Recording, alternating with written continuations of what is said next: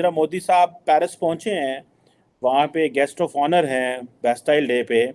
वो 26 और जहाज खरीद रहे हैं और राफेल खरीद रहे हैं और साथ कोई 3 सबमरीन्स भी खरीद रहे हैं। तार साहब, ये बैलेंस ऑफ पावर जिसे हम बोलते हैं, ये तो बहुत ज़्यादा ख़राब हो गया। पाकिस्तान के पास क्या चॉइसेस हैं? और आपको मज़े की बात बता दूं कि फ्रांस के साथ पाकिस्तान का जो मैक्सिमम जो डायलॉग है वो फॉरेन सेक्रेटरी लेवल तक है, वो फॉरेन मिनिस्टर लेवल तक भी नहीं है। This is what I was told by a Pakistani official while some time go when I was in Paris. तो आप कैसे देखते हैं सर इसको? देखें, हमारे पास जो कुछ मैं इस पर बड़ा डिटेल से बोलूंगा, लेकिन जो हमारे पास है वो भारत के पास नहीं है। हमारे पास काले बकरे हैं, हमारे पास काला जादू है, हमारे पास मुर्शद है, हमारे पास ये सियासत नहीं, ये जिहाद है। हमारे पास जो कुछ है वो इस खित्ते में अब अफगानिस्तान भी छोड़ चुका है जहां हम जाने की ख्वाहिश रखते हैं। हमारी एक न्यूक्लियर पावर, एक आपकी खातून ने अगले दिन साबिक मिनिस्टर ने टीवी चैनल्स पे कहा है कि एक एटॉमिक पावर अमलियात पर चलती रही है 3.5 साल। वो देखे ना, आपके पास जो कुछ है वो किसी के पास नहीं है मेरे ख्याल में। मैं समझता हूं कि ये, लेकिन प्रैक्टिकल, मैं आज अपने कुछ पढ़े लिखे अनपढ़ दोस्तों से आज मैं मुखातब होना चाहता हूं, खासकर जो जरा बात करें भारत की या मोदी जी की बात करें तो या तो उनका इस्लाम खतरे में आ जाता है या फिर उनकी सेल्फ कॉन्फिडेंस जो वो मजरू हो जाता है, हालांकि हकीकत से बहुत दूर है। मैं इससे पहले कि कंपैरिजन करूं आपके फ्रांस के दौरे का, तो मैं ये बताना ये चाहूंगा कि अभी 1.2 बिलियन मिला आपको IMF से, कुछ पैसे सऊदी अरेबिया से आए और शादियाने बज रहे हैं, वर्सेस 595 बिलियन फॉरेन रिजर्व है भारत का। 595 बिलियन डॉलर।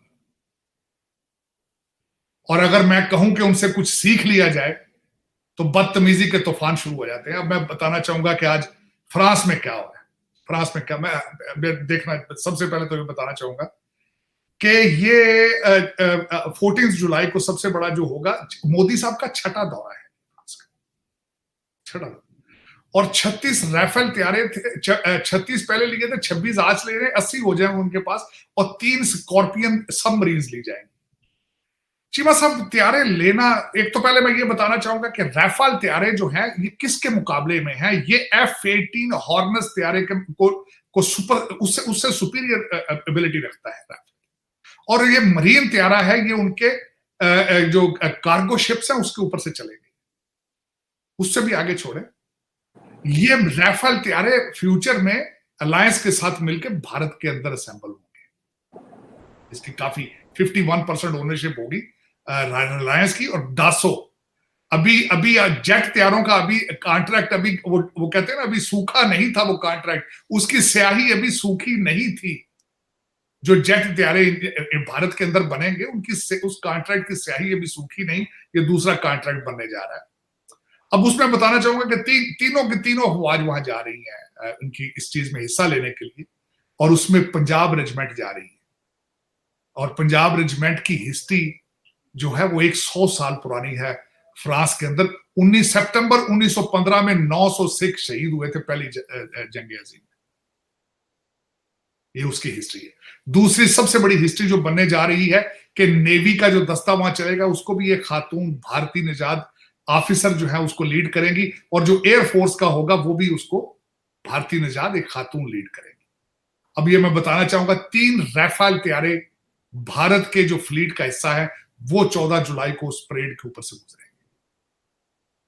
और उसके बाद एक शिप जो है वो भी जा चुका है, चेन्नई जिसका नाम है, जो वहां पे साइड पे वो उनकी पोर्ट के ऊपर जो है वो वहां खड़ा होगा। और तराना क्या चलेगा वहां पे, सारे जहां से अच्छा है हिंदुस्तान हमारा, ये तराना, इसकी धुनें प्रैक्टिस इसकी की जा रही है। और उसके बाद ये जो सबसे बड़ी बात ये है कि इस वक्त इस साल इस कुछ शॉर्ट पीरियड में 9 नई एम्बेसियां खोली गई हैं अफ्रीका के अंदर, सिर्फ इस वजह से असला बनेगा भारत में, बिकेगा अफ्रीका में, दुनिया में बेचेंगे, इसकी तैयारी हो रही। और वर्सेस अगर हमारे जैसा बंदा करे कि अपने पड़ोसियों से कुछ सीख लें तो बदतमीजी के तूफान शुरू हो जाते हैं। अगर कहा जाए कि भारत बुलंदियों को टच कर रहा है तो भी देखो, मैं एक वाहिद पाकिस्तानी हूं जो चीखता रहा हूं, अपने बच्चों को कहता रहा हूं कि भारतीय अखबारें पढ़ा कर। पढ़े किस तरह? इंग्लिश तो आती नहीं है। ट्वीट करते हैं उर्दू में करते हैं, एक दूसरे को सारा दिन ट्रोलिंग करते हैं उर्दू में करते हैं। अंग्रेजी एक चैनल नहीं है, अंग्रेजी एक अखबार नहीं है। फिर काले बकरे के रेवोल्यूशन आएगा ना, काले बकरे। और उस पर मुझे शर्मिंदगी होती है कि मैंने आपको शायद बताया था कि वॉशिंगटन डीसी में एक डिप्लोमेट ने एक दिन मुझे पूछा था कि इज इट ट्रू कि बनीगाला के अंदर मुर्गियां जलाई जाती हैं? तो आपके पास भी बहुत कुछ है, सोचने की बात। लोग ये वही तरक्कियों को टच कर रहे हैं, डीएनए सेम है, सोचे एक है, खाना एक है। अगर नहीं है तो नेशनलिज्म नहीं है। और मोदी जी का मैंने अगले दिन कहा था, मोदी जी ने भारत को सबसे बड़ा तोहफा जो दिया है वो नेशनलिज्म का तोहफा है, सबसे बड़ा। मैंने ये कहा था कि मोदी साहब जैसा इंसान पाकिस्तान में चाहिए जिसके अंदर नेशनलिज्म हो। अब भी मेरी रिक्वेस्ट है, to whom it may concern, जो मेरी खबरें आ रही हैं कि निगरान हुकूमतें आपकी आईएमएफ बनाएगा, क्योंकि 3 किस्तें भी रहती हैं उनकी। आपका निगरान सेटअप वॉशिंगटन डीसी में आईएमएफ डिसाइड कर रहा है कौन होगा। बाकर साहब होंगे या हफीज शेख साहब होंगे, कौन होंगे? तो मेरे ये उन 25 करोड़ लोगों के लिए मैसेज है, वो पाकिस्तानी नहीं है भाईजान, वो अमेरिकन एम्प्लॉई है, अमेरिकन इंस्टीट्यूशंस के एम्प्लॉई हैं। सिर्फ उनका इंटरेस्ट देखेंगे, वो आपका इंटरेस्ट नहीं देखेंगे। चले, लेकिन ये है कि हमारे जैसे लोग बोलते रहेंगे, एनर्जी वेस्ट करते रहेंगे अपनी। उसकी वजह यह है, मादरे मिल्लत है। मेरे जैसा बंदा पाकिस्तान के लिए कर नहीं कुछ सकता। चीखना तो मैं समझता हूं मेरी ड्यूटी है, क्योंकि जिसकी माल जो है 76 साल से ये खराब कर रहे हैं, उसको जलीलो ख्वार कर दिया उन्होंने। और दूसरा ये कि देखें, मैंने शायद आपके पिछले वीलॉग में भी कहा था, चीमा साहब, दुख वाली बात है कि दुबई में फैसले हो रहे हैं कि अगले 15 साल बारी बारी किस तरह आएंगे, किस तरह लूटेंगे, क्या करेंगे। देखें अब। और उसके बाद कल किसी ने कहा, जर्नलिस्ट ने, उसने कहा कि 16 अक्टूबर तक कुछ भी नहीं हो सकता इस मुल्क के अंदर, क्योंकि एक एचिसोनियन, एक कोलंबिया यूनिवर्सिटी का, एक कैम्ब्रिज यूनिवर्सिटी का एक ऐसा जुडिशियल ऑफिसर है कि जब तक वो मौजूद है पाकिस्तान में कुछ भी नहीं हो सकता। डेडलॉक पे आ चुका है पाकिस्तान। तो चले चीमा साहब, यही होता है। लेकिन फ्रांस के अंदर they are moving towards the next level. अब मैं बताना चाहता हूँ सब एक और बड़ी इंटरेस्टिंग बात। चीमा साहब, मैं वाहिद समझता हूं, चंद और भी पाकिस्तानी होंगे, कि इस वक्त जो फ्रांस के अंदर इंडियन एम्बेसडर हैं, जावेद अशरफ उनका नाम है। मेरी आज से 20 साल पहले उनकी भारत में मुलाकात हुई थी। मैं एक फॉरेन डेलीगेशन के साथ, अमेरिकन डेलीगेशन के साथ वहां गया था। तो फीकी एक ऑर्गेनाइजेशन है, जिस तरह आपका चेंबर ऑफ कॉमर्स है, उसका दिल्ली के अंदर था, हमारी प्रेजेंटेशन थी और लंच था। तो स्पीकर ये जावेद अशरफ साहब थे। ये इंडियन एम्बेसी वॉशिंगटन डीसी में सर्व करके गए हैं और इस वक्त फ्रांस के अंदर वो एम्बेसडर है। मैंने रिसेंटली जब एक आर्टिकल पढ़ रहा था, उन्होंने बड़े अच्छे तरीके से बताया। उन्होंने कहा कि फ्रांस के साथ सिर्फ हमारा डिफेंस का नहीं है। फ्रांस वो मुल्क है, जब 1998 में हमने एटॉमिक धमाके किए थे, सारी दुनिया ने छोड़ दिया था, फ्रांस हमारे साथ खड़ा। उन्होंने कहा फ्रांस के साथ हमारे रिलेशनशिप सिर्फ डिफेंस के नहीं है, सिर्फ राफेल के हमारे साथ इनके रिलेशनशिप नहीं है। हमारी पॉलिटिकल आइडियोलॉजी एक है, हम इंडियन ओशन के अंदर हम इकट्ठे हैं, हमारे एटॉमिक रिलेशनशिप है एक दूसरे के साथ। और दूसरी मैं जो बात बताना चाहता था, खासकर इस हवाले से जब मैंने पढ़ा है कि राफेल तैयारे जो है उनका तो 51% रिलायंस है और भारत के अंदर बनेंगी उसके ज्यादातर इक्विपमेंट। जो उन्होंने सबमरीन्स ले रहे हैं, जिनके मैं स्कॉर्पियन बात कर रहा था, मैं ये भी इतलान अर्ज करना चाहता हूं, वो भी साउथ मुंबई के अंदर बनी है। बनी वो फ्रेंच टेक्नोलॉजी है, लेकिन बनी मुंबई में है, तीनों की तीनों। उनकी सबसे ज्यादा जो उनकी स्ट्रेंथ है कि they can fire a missile from the sea to the outer space. और दूसरा 8 तैयारे जो राफेल है, इनके शिप कैरियर है, उसके ऊपर करनात क्या उसका नाम है, गोवा में होगा स्टेशन, उसके ऊपर 8 ये तैयारे खड़े होंगे।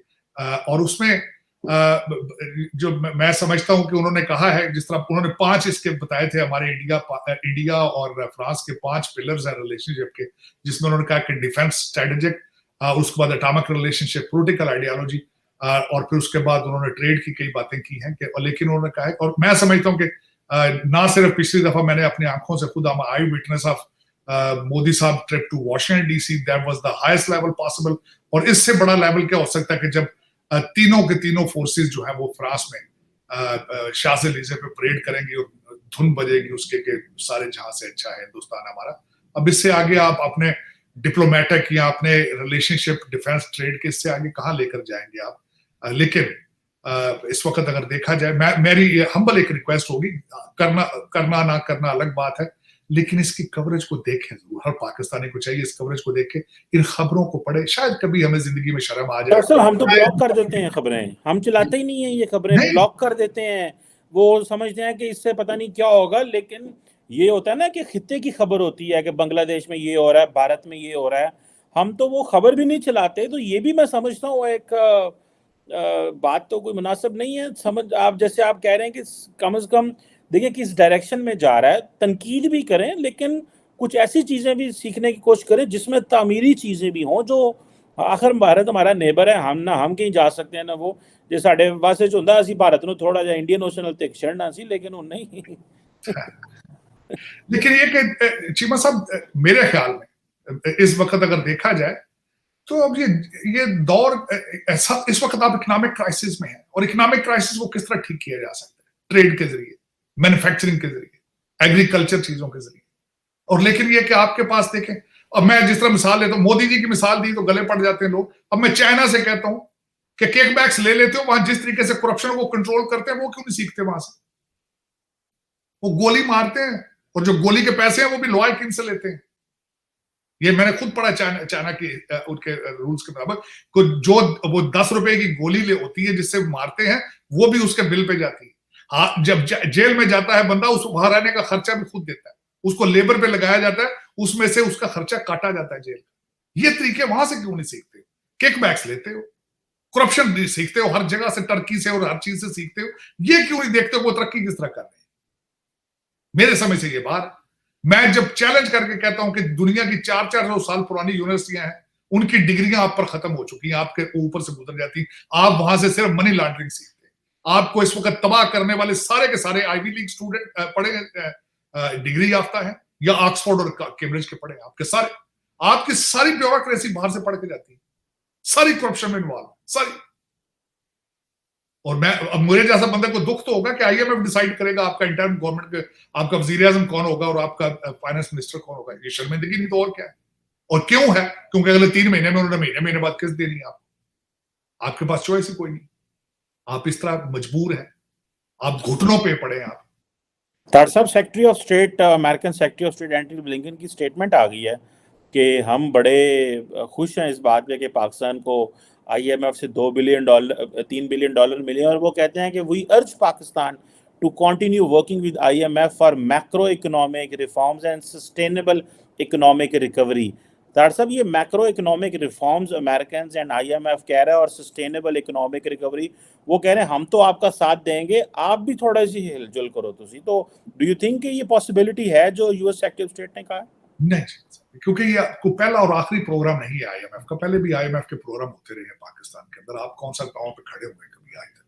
आप खुद ही पाकिस्तानी नहीं बनना चाहते। जब पाकिस्तानी पाकिस्तान को बचाना ना चाहें तो दूसरी ताकतों के, टोनी ब्लिंकन की स्टेटमेंट क्या करेगी वहां? क्या करेगी? इस वक्त करप्शन रोकने की कोशिश क्यों नहीं की जा रही? क्यों नहीं की जा रही? मैंने आज एक आर्टिकल पुराना पढ़ा कि जब आपके वहां पे कोविड के दौर के अंदर जो पैसे आपको ग्रांटें आती रही हैं, उसमें इतनी इन्होंने उसमें करप्शन की कोई सोच नहीं सकता। कोई जवाब सवाल ही नहीं, पूछने वाले नहीं। आज भी ईसीएल में बिल्कुल छोटी सी है, बिल्कुल। मैं समझता हूं अगर आज मुझसे पूछा जाए, सिर्फ उन लोगों को सेटअप में लाना चाहिए जो पाकिस्तान में हो, उनके बच्चे पाकिस्तान में हो, अकाउंट पाकिस्तान में हो, और उनको लाने के बाद उनसे कहा जाए तुम्हारे नाम ईसीएल में होंगे। अगर तुमने वजीर बनना है, वजीर आजम बनना है, चीफ मिनिस्टर बनना है, your name will be in ECL. और अपनी डिक्लेयर करके आओ। अपने गोश वाले तो खैर होते हैं, सबके डिक्लेयर करते हैं, भैना भरावां दे नाल खाबे करना। आप किसी ना किसी छोटे से किसी अफसर को देख लें, सालों के नाम पर प्रॉपर्टियां ले लेते हैं, बहनोइयों के नाम पर ले रहे हैं। हर एक बंदे को पता है। मेरे जैसा बंदा वॉशिंगटन डीसी में बैठा, पता है कि आप किस तरीके से करप्शन करते हैं। जो एजेंसियां वहां बैठी उनको तो हर चीज का पता है। पाकिस्तान तो एक ऐसा शहर है, पाकिस्तान तो एक ऐसा मुल्क है कि डाका डलने से एक दिन पहले पता चल रहा था पुलिस को कल डाका पड़ना है। आपको तो पता है साहब, लेकिन बचाने की कोशिश कोई नहीं कर रहा। मेरे दुख वाली बात तो ये है कि एक वाहिद इंसान, कोई माँ एक पूरा बच्चे ही नहीं पैदा कर रही है जो रोक सके इन सारी चीजों को। पता नहीं क्या ट्रेजेडी, अल्लाह जानता है। और दूसरी बात है कि खासकर जब मैं देखता हूं कि एग्जैक्टली वाघा बॉर्डर से दूसरी तरफ जो है वो कुछ और है, बिल्कुल सिस्टम ही कुछ और है। ये देख ले फ्रांस का जो फ्रांस में हो रहा है, पहले देखे जिस तरह अमेरिका में होके गया, डायस्पोरा देखे, जिधर जाते हैं डायस्पोरा उनका छा जाता है। तालीम देखे, वो इंडियन इंस्टीट्यूट ऑफ टेक्नोलॉजी पूरी दुनिया में एक रेवोल्यूशन लेके आ रहा है। दुबई में उसकी ब्रांच खुल गई तारड़ साहब, और अभी मोदी साहब फ्रांस में अपने डायस्पोरा से खिताब कर रहे हैं पेरिस में इस वक्त। बिल्कुल। और सब इसके बाद वो यूएई में जा रहे हैं, इसके बाद फ्रांस के बाद यूएई में उनका अगला स्टेप। मैं हैरान हो रहा हूं, $600 बिलियन उनका, 595 या 597 billion dollar foreign exchange of India. अब जरा देखें और आपको 1.2 बिलियन मिला है, आप घुटनों पे हैं और वजीर आजम भी IMF का होगा। कंपैरिजन कर ले, आप करें कंपैरिजन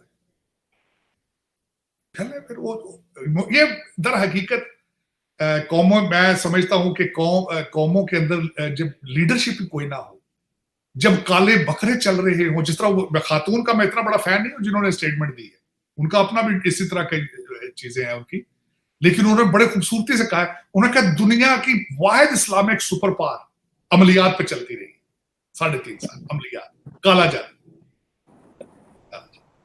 और ना कि बाजवा साहब टेंशन ना लो, इंडिया की टेंशन नहीं लेनी, मैं राती को रुपोच के आवांगा, सवेरे तो दसांगा की करना है। ऑक्सफोर्ड ग्रेजुएट, ऑक्सफोर्ड, नया पाकिस्तान, रियासत मदीना। तो अब तो खैर वो मुर्शद बन चुके हैं, अब तो पीरो मुर्शद है ना जी, अब तो बड़े बड़े मुरीदान हैं, अब तो इस वक्त 5 करोड़ बंदा मुरीद है। मेरे ख्याल में तो उनको तवीज शावीज शुरू कर देना चाहिए, करते हैं वैसे तवीज तो उनके चल ही रहे हैं, लेकिन चलो देखें अमलिया, काला जादू, काले जादू पे भी ये देखें, ये कितना बड़ा टाइटल है कि दुनिया की वाहिद इस्लामिक पावर जो है वो काले जादू पे चल रही है। देखें, आपको तो राइफल की जरूरत ही नहीं, आपको क्या जरूरत राइफल की, गली गली राफेल चल रहा है। खान साहब कहते थे कि मेरी बीवी को 48 घंटे पहले पता चल जाता होना। हमें 62 राफेल की जरूरत नहीं थी, गली गली राफेल चल रहा है। आपका भुट्टो अभी तक जिंदा है, एक तरफ काला जादू है, काला जादू सर चढ़ के बोल रहा है, और 25 करोड़ की आबादी में से 20 करोड़ जो है मुर्दाना कमजोरी के पीछे पड़े हैं, हर दीवार के ऊपर लिखा हुआ है 20 करोड़ तो वैसे कमजोर है, और दूसरे जो 5 करोड़ है वो मुर्शद मुरीद ने सारे। ये क्या बंदा करे, मेरे तो समझ नहीं आती। मैं कसम से जब देखता हूं, ये आज मैं जो फ्रांस की चीजें सारी पढ़ रहा हूं, देख रहा हूं, और उसके बाद कुछ समझ नहीं आ रही कि यार ये हम जैसे ही लोग हैं, जुबान भी हमारे वाली बोलते हैं, खाते पीते भी हमारी जैसी चीजें हैं, कपड़े भी हमारे जैसे, और सोचे भी एक जैसी। बॉलीवुड देखें ना आप, कितना पॉपुलर है बॉलीवुड पाकिस्तान के अंदर, इसी वजह से ना, क्योंकि आपकी सिमिलैरिटीज हैं। लेकिन इधर सिमिलैरिटी को नहीं, नेगेटिव सिमिलैरिटी, तरक्की वाली तरफ नहीं जाना, तरक्की वाली तरफ। कहते हैं भारत की तारीफ क्यों करते हैं आप? भाई यार खुद आता ना लाओ। अच्छा मैं चाइना की तारीफ करूं तो फिर मैंने कहा है ना, वहां से करप्शन का हल ढूंढ लाओ जाके, वहां से किसी और की तारीफ कर लेते हैं, जो तुम्हारे बांग्लादेश की तारीफ कर लेते हैं। अब तो अफगानिस्तान की भी तारीफ करें तो फिट पड़ जाती है आप पे, क्योंकि आप बस्तियों पे जा रहे हैं मुसलसल। मैंने आपको कहा था कि आपके पढ़े लिखे पढ़ लोगों से मैं बात करना चाहता हूं, क्योंकि पढ़े लिखे लोग हमारे अंदर, हकीकत हम समझते जिसके पास डिग्री है वो पढ़ लिख गया, हालांकि ये नहीं होता। ये देखें ना, सारे MBBS, सारे CSS अफसर, अब आप उनको पढ़ा लिखा कहेंगे?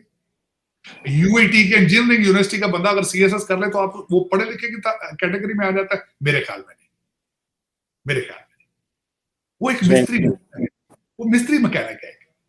उसने एक फ्रॉड लगाया पाकिस्तान को, उसने एक करप्शन की मशीनरी का हिस्सा बनने के लिए उसने रट्टा लगा के वो सिस्टम में आ गया, अब वो बदला ले रहा है पाकिस्तान से। उसको मैं पढ़ा लिखा नहीं। वाह वाह तार साहब, बड़ी बात की आपने, रट्टा मार के सिस्टम में आके बदला ले रहा है। वो असल चीज तो वो यही चाहता था कि मुझे पावर मिले, लेकिन उन्होंने क्या रट्टे मार के। मुझे ये बताया, UAT से टेक्नोलॉजी, सिविल टेक्नोलॉजी वाले, मैकेनिकल टेक्नोलॉजी वाला बंदा, MBBS बंदा, सारा कुछ एक इसको करने के बाद अगर CSS इम्तिहान दे के सिस्टम में आके तबाही फेरता है, तो क्या है उसका बदला नहीं ले रहा? तो और क्यों कर रहा है? क्या कर रहा है? और मुझे आप कहेंगे तालीम याफ्ता आदमी है, मैं नहीं मानूंगा ये बात। उसको क्या पता, मैकेनिक है, उसको क्या पता नाटक कितने लगना, इतने बिल्डिंग के में खड़ी करनी, कितना सरिया पाना, कितना सीमेंट पाना, वो तालीम थे। उसको क्या पता कि सोसाइटी में क्या पक रहा है?